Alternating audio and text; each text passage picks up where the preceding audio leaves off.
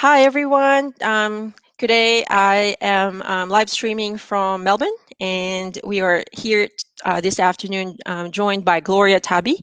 So, Gloria is a diversity and inclusion specialist. And before we begin, I'd like to firstly acknowledge the traditional custodians on the land at where I'm streaming today. I'm streaming from the Bunurong and Wurundjeri Woi Wurrung peoples of the Eastern Kulin Nation, and I pay my respects to elders past, present, and emerging. And I extend that respect to any Aboriginal or Torres Strait Islanders who might be joining us this afternoon.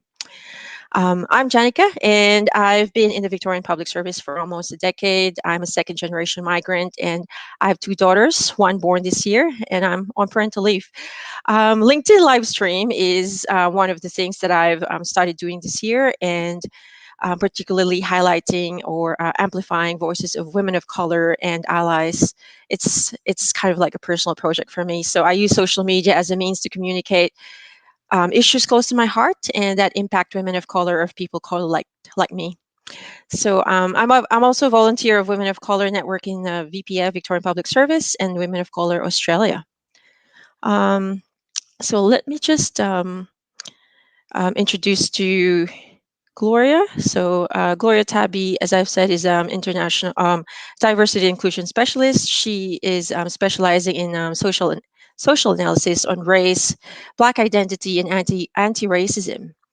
Within the humanities, communications, and the arts. She has a website. Go check it out, voiceeverydayracism.com. And she lives in the beautiful part of the world in the Blue Mountains in Sydney. Welcome, Gloria. Thanks so much for having me. It's really nice to be here. Thank you. Um, so this afternoon, for the next half hour, we'll talk to Gloria about her advocacy and work with anti-racism and discrimination issues. Firstly, we'll talk about her podcast or her platform, which is hashtag Voice Everyday Racism. She has a platform on YouTube as well as a page or a hashtag on LinkedIn, which you can follow. Um, can you tell us, Gloria, about a little bit about this platform, Voice Everyday Racism, and what inspired you to create the platform? Of course, I can. Before I start, I would like to also acknowledge First Nation people. And I'm sitting here on the Darug Nations, and I also work and play on the Gadiga country. So I thank them for their custodianship and pay my respects to their elders present, um, past and future. And anyone here in the audience who is Aboriginal or Torres Strait Islander, I extend my thank you for your custodianship to this nation. So, voice everyday racism, eh? Well, we know that racism discrimination narrative runs in one direction. System of oppression is rarely challenged. A discourse which is supposed to be largely about the perpetrator and the system, but they go often unexamined or checked. Instead, society would leave the burden of racism on the victim, the people who are marginalized by it and are racialized by it. And so it can be quite difficult. When we talk about race, we think of Black people, but racism is not a Black person invention. Far from it. We don't want it in our lives. It's created by the oppressors. It's Eurocentric by the dominant group. And its sort of characteristics are power and privilege at play. So I really was just trying to get understanding of why that shift in focus. Why are we always talking about racism and thinking about Black people when it's not actually our issue? So I got really sick and tired of it, to seeing myself, my family, my friends, and loved ones being destroyed by racism, whether in the workplace, in the education systems, in the health systems, and sort of hiding in the shadows. And so we can't deal with an issue that we can't talk about. And so that's what came about Voice Everyday Racism. Let's start having conversation about it. And finally, the Australian of the Year, Grace Tame, has said exactly the same thing about sexual harassment. We Mhm. cannot deal with it if we don't talk about it and it's sort of all in a secret. And I guess we've got a man, a black man, to thank for this. The death of George Floyd on the streets of United States sort of brought this out so that we can actually be having this conversation. We've never had this sort of conversations live before. Mhm. And so Voice Everyday Racism is created as a space for Black people, racialized people, Asian Australians, all to come to the platform to share about their racism experiences. It is a safe place where we have the mic ourselves, like Mhm. we are doing now, uncurated. We are talking in our own volition. We're not being forced to do it or by a media provider to sort of, only tell half the story for us. So that's what the platform is for. And it's also a safe space when you hear other people share about the racism experiences that they go through. It really resonates, and then you know that you are not the only one. You're not mad. Other people are going through the same thing. It also provides a visual representation of who we are, what we look like, so that people can put the conversation into phases. So a lot of my podcasts are video podcasts. So you can actually see the phases of the people that are speaking to you. Mhm. So yeah, it's an opportunity and to provide um, a forum for Australians to learn, because ultimately we all love Australia. That's why we're here. And we want it to be not just surviving country, but a thriving country. And we have beautiful cultures and to include everyone. So that's what Voice Everyday Racism is. We want people, and you probably will see this Mhm. on our website. It's a mixture of people. It's not just Black people. I had Michelle Redfern come on Mhm. last I've time. seen that one. Yeah, that's fantastic to have Talk allies about who are in the allyship. position. Yeah, correct. Yep. Yeah, and that was like beautiful. Also, there's about five people involved in setting up Voice Everyday Mhm. Racism, but my face, and I often post on my LinkedIn. But I'll tell you a little bit about the other four. So we had Shailene Stubbs, who is a First Nation woman, who is an educator in our education system. So she helped young Aboriginal student and Torres Strait Island students in the local area. So she's part of Voice Everyday Racism. We also have Alana Linton, who is a race scholar. She is Mhm. associate professor um, of race, and she's based at WSU University. She's actually written a book which I have got here, so that people actually understands that Voice Everyday Racism is backed up by scholars and academics. So she wrote this book 2018 about why race still matters. So she's part of Voice Everyday Racism.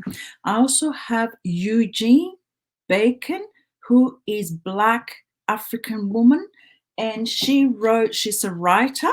She wrote this book, and it's a great book for a teenager to read. The Road of Whoop Whoop.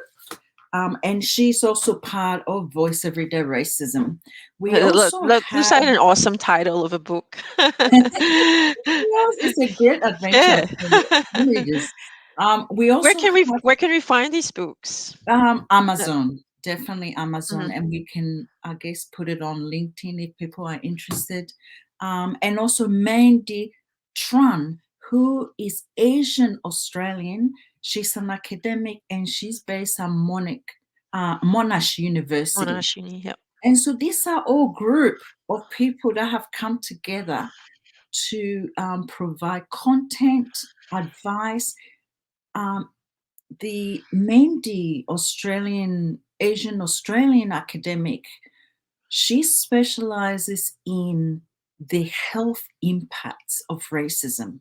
And so this sort of give you an idea about the content that we put out there and the people behind Voice Everyday Racism. So it's not just me. There's a whole group of us. It's a collective of people and individuals who have the same advocacy and cause to working on to eliminate or at least prevent racism from happening. That's Yeah. fantastic. Thanks for sharing us that insight and information about what you're doing. I definitely am a subscriber now. It's great to hear from not just you, from people from all backgrounds as well, talking about this and trying to embed or educate themselves and other people about the issues that non-white people non-white people experience. Mm. It's fantastic. Um, just wanted to um, talk a little bit about some of your articles that you've also published in open forum, and talking about workplace discrimination and systemic racism, which is structural racism that we also call. And it's something about that you've highlighted that bias training don't work, or it doesn't really fix any inequalities in workplace discrimination. And you talked a little bit about in Australia, it's predominantly, or bias training is offered by the same group of people who have done it before and never experienced this level of marginalization, exclusion, or stigmatization that people of color or Black people have experienced.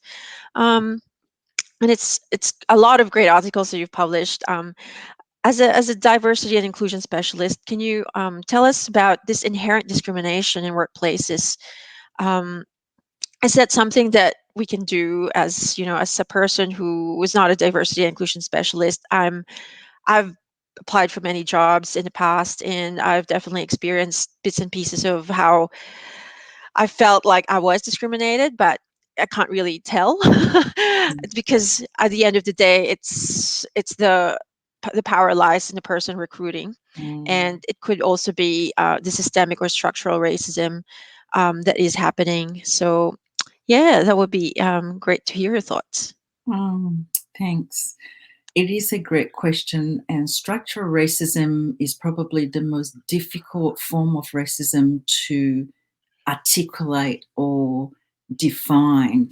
But for the purpose of this conversation, I have sort of will stick to this definition that I've got here. So, structural racism is a way in which racism is developed, maintained, and protected. And so it's in systems and it is complex. It's around rules and regulations. The very fabric of our society is built on racism. And this is because of our colonial past. So everything, how the police governs, um, the institution, university, is all being established under the colonial rule. And so it's sort of the residue of that continue to perpetrate in the way that we do things. So it is complex, but racial discrimination has got power to control us, people that look Mhm, who are not white. White is the dominant group. So anyone else other than the dominant group can be affected by these structures in where you live, for example, what job you can get, mhm, um, not forgetting the constant surveillance. and incarceration of certain group of people than the other group of people. And these are all embedded in systems. So it's very hard. Like you said, when you apply for a job, how do you know that you didn't get it because you didn't have the skills, or you didn't get it because you didn't have a European sounding name? These are very hard for us to be able to quantify and even pinpoint, but they are there, and they're there. And as we talk about it and question how things are done, we'll be able to uncover them over time. And so structural racism is difficult to articulate, and the best way to help us do this or understand it is look at, okay, not so much people that didn't get the job, but the people that we've been able to obtain the job and now working in our institutions, in our public service, and so forth. What is happening to those people? And there's been few research done by it. Recently, Women of Color did a research about professional women of color and what their life were like in professional environment. But I'm going to draw on a research done by this woman here because she's the first nation woman, Debbie Bargali. And she wrote this book, I think 2018 or 19. I can't quite remember it. But she surveyed First Nation people in the Australian public service. So they've actually secured work, their artwork, and her research was looking at their experiences in the workplace, and the findings were shocking. Okay, more than 25% of First Nation people working in our public service are being discriminated, harassed. And I'm just going to make sure that I read most of the put down here. 25% are Mm, discriminated. They are insulted through microaggression mhm, on a daily basis. And microaggression is used as a vehicle to perpetrate racial abuse on these people. They're disenfranchised at work, they're bullied and harassed, they're stereotyped, invalidation of their skills, and career advancement mhm, is zero. And so they don't enjoy and they don't have job satisfaction because they can't move through the mhm, system in progression. And, these are myriad ways of how racism manifests in the lives of Black people, our First Nation people, Black and Brown people, mm. Asian people, people of color. This is how it happens. So it's not just about not getting the job. Those that have actually got the job are also struggling in the employment. And so Yeah, yeah. it's incredible. And also, Debbie Bargali's research also points something that was also interesting to think about is invisibility. So on one hand, our skin color, our hair, and our bone, the way we look, make us stand out. But because of racism, when we are in professional spaces, we are invisible. Mhm, We are made we are not heard, and not heard. And that's one other area that she speaks about. And when you're not heard as a person, you be marginalized and excluded. Is one of the most painful experiences to experience. it could be really traumatic Very being in that traumatic and position, dehumanizing. and yeah. And dehumanizing. And that's why I'm so passionate about inclusion, because that's the only way to counter all of this. I was going to have a follow-up question on that because you mentioned, yeah, about, so one of your articles talked about this approach called, I really like the acronym, Jedi, Jedi, which is yes. justice, equality, diversity, and inclusion, and to be able to um, make workplace or any organization more diverse and inclusive. You got to have justice and equality to begin with, which is really really tough and very challenging for a lot of workplaces. Yeah, it is. And but without that, we Mhm, know now it's drummed into our being about diversity. And so, we know that is the right thing to do, to bring people that are different to us in organizations, and, you know, people with disability, LGBTQ groups, and we are quite aware of that. mhm. But what we don't do is, how do we harness inclusion once we've got them there?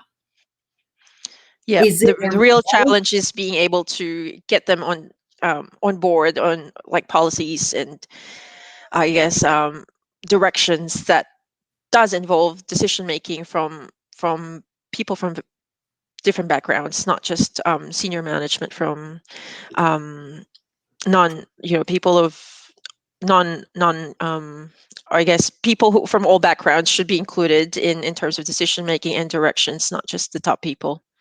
That's exactly right.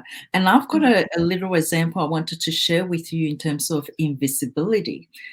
Once in a staff meeting, and this might help a lot of our listeners to sort of visualize how invisibility marginalization happens. And I share an idea on a system design, and the idea landed nowhere at the staff meeting. I was brave enough to put my hand up mhm. and share my little idea. And within a matter of minute, it, Just it got it scrapped. landed nowhere. But within a matter of minutes, somebody else sort of said almost exactly the same thing, rephrase, rehash, and he took the meeting into a whole different direction. And I remember vividly, and I still remember it actually telling you this, sitting there thinking, I just said this very thing just a minute ago. So what happened?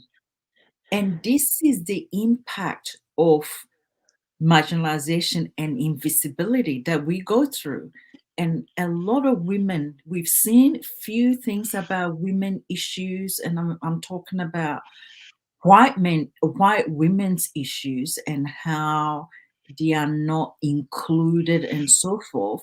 But we also need to look at women of color, black people, who are not viewed as the standard, and the issues that we go through. So it's triple, Mhm, triple what the standard women go through. And it's real. It happens to us mm.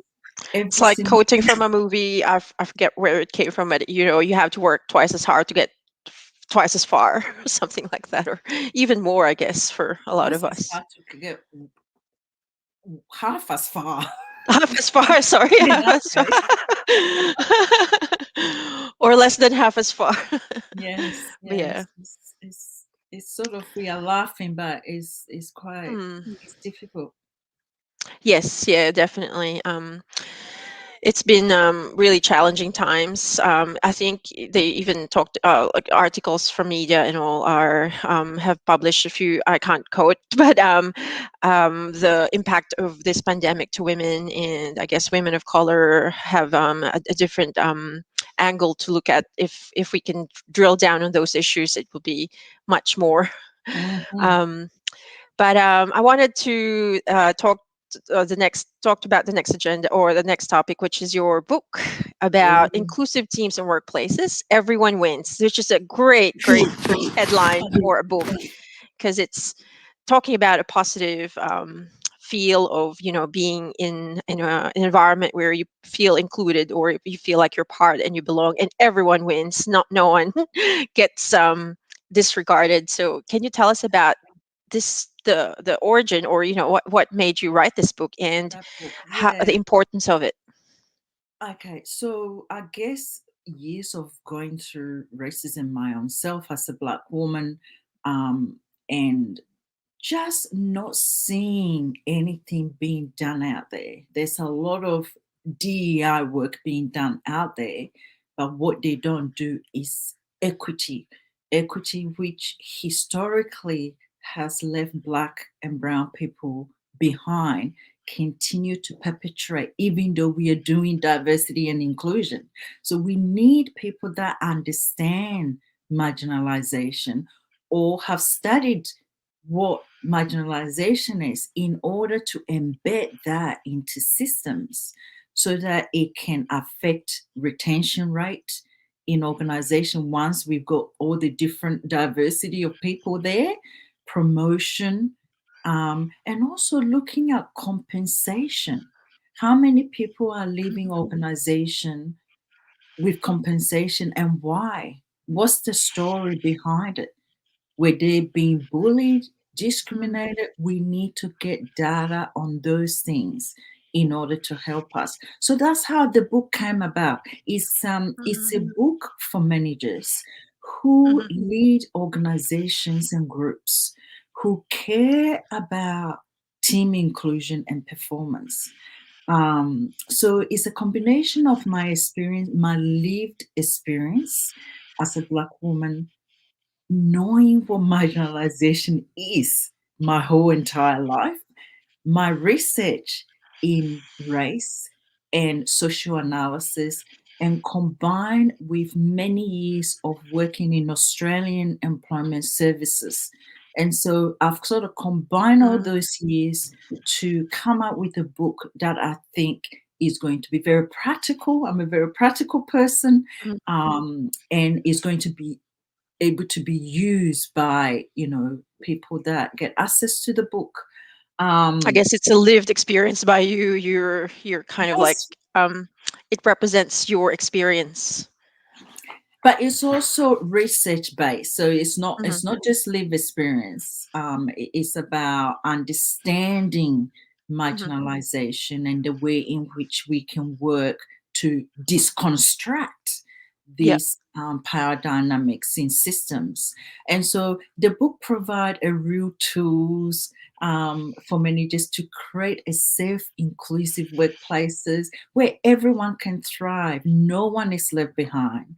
Mm, And I really believe that if Black and Brown people, people of color, are supported in workplaces, Black people especially, because we are the most marginalized people on the planet, mhm, then if we are looking at a system bottom up and actually listening and putting those into our strategies, then the workplace is going to be safe for everyone, not just the group of people, but everyone.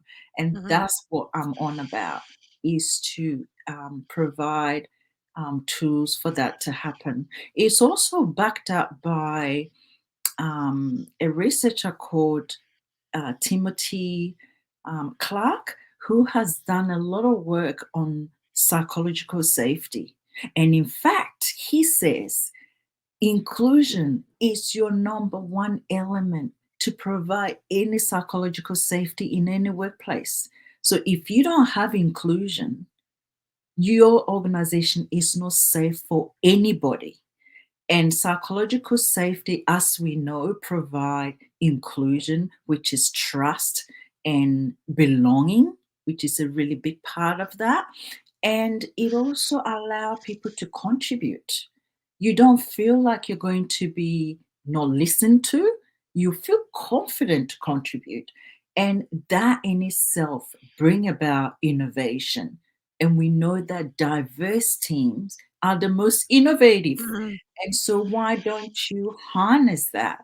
Make them support each other, inclusive, and everyone benefits. Definitely, it sounds like a great plan for for everyone to adapt. We look forward to having that book, well, Gloria, when it's available. We'll keep an eye out in bookshelves or in the shops, bookshops. I mean. um, well, last one. I just want to ask you about on a lighter note. Um, looking back to your background. What was your favorite dish growing up? Like in Oh, terms of like, growing up in Australia, I did grow up in Australia and I miss Filipino food and like I'm still looking for the right restaurant to recommend to people. But yeah, how wow. about you? Yeah, well, I grew up in Ghana, West Africa. So, jollof rice. And it's a rice cooked in tomato. So by the time the rice is done, it changes into the color red. And it's my favorite dish, and it still is my favorite dish. And so I make it here with my kids. It's gorgeous. Just one other thing I wanted to say Mm. about the book is that Oh yeah. I'm keeping my eye out for organizations that are or leaders with teams more a minimum of 15 to actually kind of use the framework of the book and kind of partner to see how we can operationalize the ideas in the book. So if anyone is listening in or know of anyone that's interested, get in touch. But they need to have more than 15 people that is in your team for them to be able Mhm. to participate. Do you, is that part of is that something that you offer as part of the book, or is that separate? Um, Oh yeah. um, So what I do is I do go to organizations and lead discussions and actually implement the framework that I've is in the book. But what I'm saying is that I am looking out for organization mhm. that will be like the guinea pig to start them with, so that they get the Yeah, benefit of trying out the framework and to help the organizations to have a definitely. chat with me. Mhm. Um, I think that's it for this afternoon. Thank you, Gloria, for sharing your time and your skills and knowledge with us. We look forward to reading your book and also seeing you more in LinkedIn and in your podcast. See you soon. Beautiful, Janika. Thank you so much for inviting me. I really appreciate it. And all the best to you and the family, the little one. Yes, thank you.